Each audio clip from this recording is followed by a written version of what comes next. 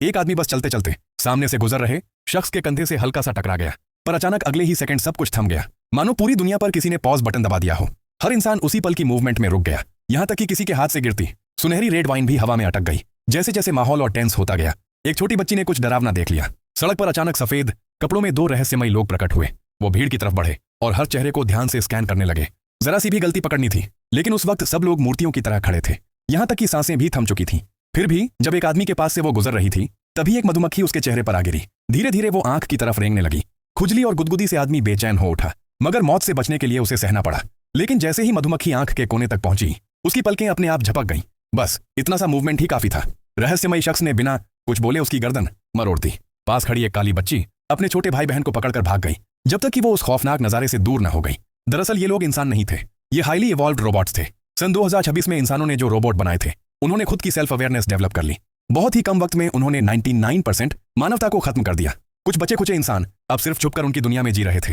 Robot समय समय पर लोगों को स्कैन करते और जरा भी गलती पकड़ते ही मौत दे देते। उधर रोबोट का मुखिया संग्राम ने इंसानी ग्रुप के लीडर फैसल को पकड़ लिया था। उससे बचे हुए बेस का लोकेशन उगलवाना चाहता था, लेकिन फैसला चाहे जितनी यातना झेल ले, कुछ भी बताने को तैयार नहीं था। गुस्से में संग्राम ने आदेश दिया, उसे खत्म कर दो। कमरे में आग भड़क उठी और तापमान 500 डिग्री तक पहुंच गया।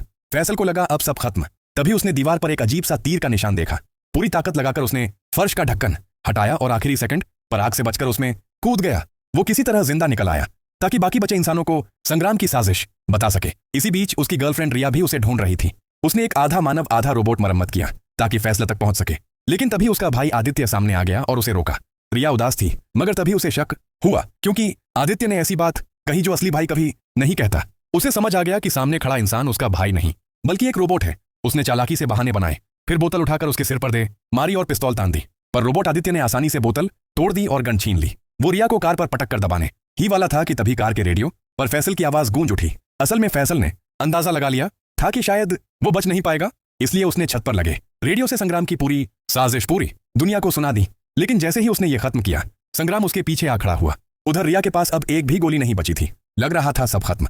तभी वो आधा रोबोट सही वक्त पर वहां पहुंच गया। उसने चाकू सीधा आदित्य की आंखों में घोंप दिया। रिया मौत के करीब थी, लेकिन बच गई। आंसू पोंछने का भी वक्त नहीं था। उसने फिर से रोबोट्स के खिलाफ लड़ाई का सफर शुरू किया। उसे यकीन था जब तक इंसान और मशीन आमने सामने हैं,